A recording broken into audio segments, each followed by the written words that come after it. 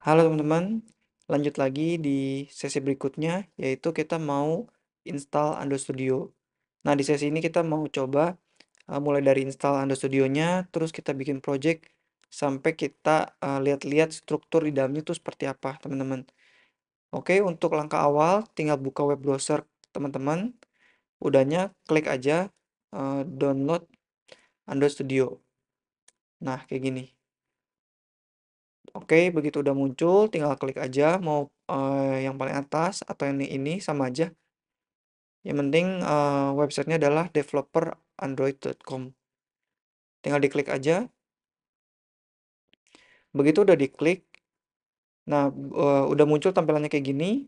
Tinggal diklik aja nih teman-teman, button download Android Studio Koalanya. Udahnya tinggal scroll ke bawah, udahnya jangan lupa centang si checkbox yang di kiri bawah ini. Oke. Nah, di sini kalau dilihat ada dua opsi ya teman-teman. Jadi untuk teman-teman yang menggunakan MacBook, itu teman-teman harus tahu dulu MacBooknya pakai prosesor apa. Pakai Intel atau pakai Apple. Caranya gampang, tinggal klik aja logo Apple di kiri atas, udahnya pilih About this Mac. Nah, nanti akan muncul kayak gini teman-teman. Ada chipnya, ada memorinya, dan lain-lainnya. Tinggal lihat chipnya aja. Kalau misalnya ada tulisan Apple M1 Pro kayak gini, berarti artinya chipsetnya buatan Apple. Tapi kalau Intel ya berarti punyanya Intel. Nah, tinggal menyesuaikan di sini ya teman-teman. Kalau Intel pilih yang Intel, kalau Apple ya pilih yang Apple. Jadi jangan sampai ketukar ya teman-teman. Oke, tinggal diklik aja, nanti otomatis ngedownload. Karena aku udah ngedownload, udah nginstal, jadi aku skip bagian ini. Oke. Nah, begitu udah ke install, oh iya kesini dulu. Begitu udah ke install teman-teman, maksudnya udah ke download. Setelah ke download itu kan yang ke download itu adalah si installernya ya. Udahnya kita harus tetap nge-install nih ke laptop kita masing-masing teman-teman. Cara installnya teman-teman bisa lihat di sini di tab Android Studio Editor. Udahnya di kiri sini ada section install Android Studio. Nah, di sini tuh udah lengkap banget informasinya teman-teman. Mulai dari requirement, minimum, recommended, sampai ke video tutorialnya untuk ngeinstal si Android Studio-nya. Ada dari Windows, dari Mac, dari Linux, dan kalau nggak salah satu lagi tuh Chrome OS ya. Jadi teman-teman bisa ngelihat detailnya cara installnya di sini. Karena ini udah sangat detail ya teman-teman. Oke, begitu udah beres ke install, teman-teman tinggal open aja, tinggal diklik. Nanti akan dapat tampilan kayak gini, teman-teman. Nah, kurang lebih tampilannya kayak gini. Terus sekarang kita mau coba bikin si projectnya. Oh ya, teman-teman, kalau kecepatan, teman-teman masih proses install atau download, teman-teman boleh pause dulu aja videonya. Sampai beres, baru dilanjut lagi videonya. Nah, jadi sekarang kita mau coba create new project. Caranya adalah tinggal klik tombol di sini. Oke, lalu ada pop-up seperti ini. Nah, di sini ada 4 options ya, teman-teman. Ada phone and tablet, Wear OS, television, dan otomotif. Oke. Jadi phone and tablet ini sesuai namanya ya jelas buat HP dan tablet ya, teman-teman. Nah, Wear OS ini biasanya dipakai buat bikin smartwatch. Sekarang kan udah banyak nih smartwatch yang pakai Wear OS gitu. Terus berikutnya television, itu dipakai untuk smart TV yang udah pakai Android OS atau Google OS. Nah, yang terakhir adalah otomotif. Ini biasanya dipakai untuk bikin apa namanya? Android Auto gitu, teman-teman.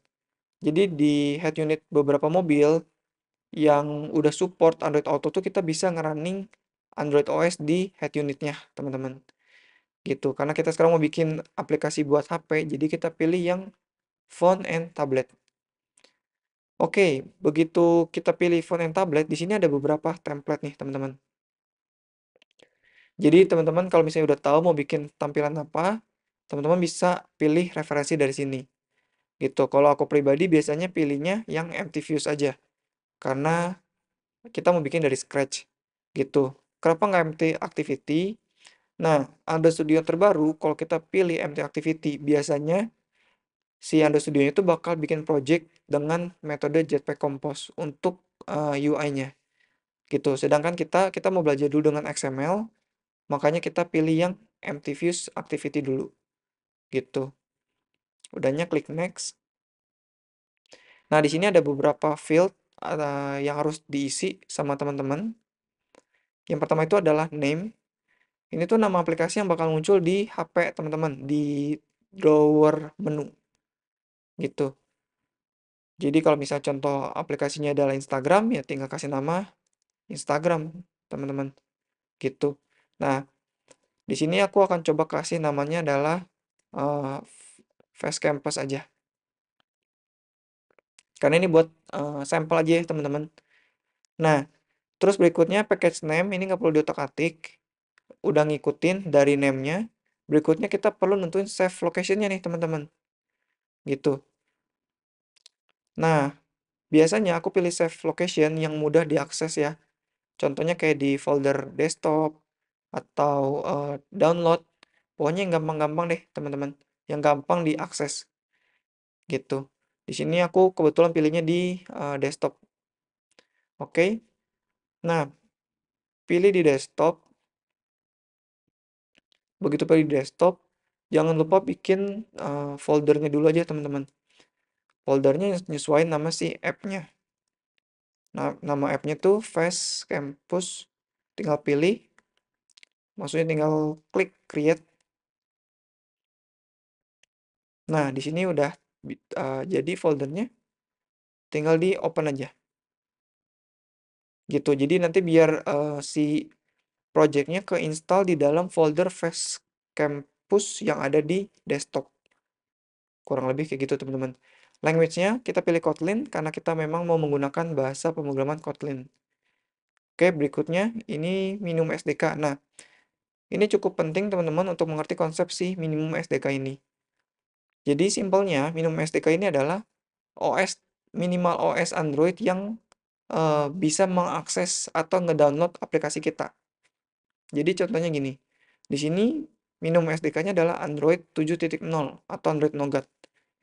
Nah, begitu kita bikin aplikasinya dan kita upload ke Play Store, maka Android yang paling rendah yang bisa ngedownload aplikasi kita adalah Android 7.0. Jadi untuk teman-teman lainnya yang punya Android 6 atau Android 5, itu nggak bisa ngedownload aplikasi kita, teman-teman. Gitu. Jadi hati-hati dalam pemilihan minimum SDK ini. Oke, di sini juga Google atau Android Studio-nya udah ngasih gambaran kalau kita pilih Android 7.0 sebagai minimum SDK-nya, itu ada 97,4% dari keseluruhan device yang bisa ngakses atau bisa ngedownload aplikasi kita. Gitu. Kalau aku pribadi, biasanya aku mulai dengan Android 5.0. Gitu. Di sini Android 5.0 tuh sudah mengcover 99,7%. Gitu. Oke.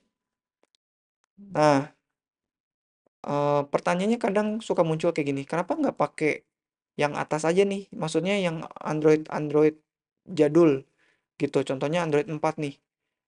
Kalau dilihat Android 4.4 ini 100% off device gitu. Tapi biasanya gini teman-teman, semakin bawah si Androidnya itu suka ada beberapa codingan yang tidak berjalan, teman-teman. Jadi teman-teman harus misahin. Contohnya untuk Android 6 ke atas pakai codingannya apa? Untuk Android 6 ke bawah atau 5 ke bawah pakainya codingan apa? Kayak gitu, teman-teman. Jadi biasanya biar aman aku pakainya minimum SDK-nya di API 21 atau Android 5 gitu. Oke, berikutnya build configuration language. Ini kita pilih Kotlin DSL aja. Karena Android Studio sekarang udah merekomendasikan si Kotlin DSL ini sebagai build configuration language-nya. Gitu. Nanti kita akan belajar juga apa sih si build.gradle ini. Gitu. Oke, kalau udah semua tinggal diklik tombol finish aja, teman-teman. Oke, bentar. Nanti dia akan loading ya, teman-teman. Oke, dia akan loading. Kita gedein dulu. Nah, kurang lebih kayak gini, teman-teman. Nanti akan loading di bawah.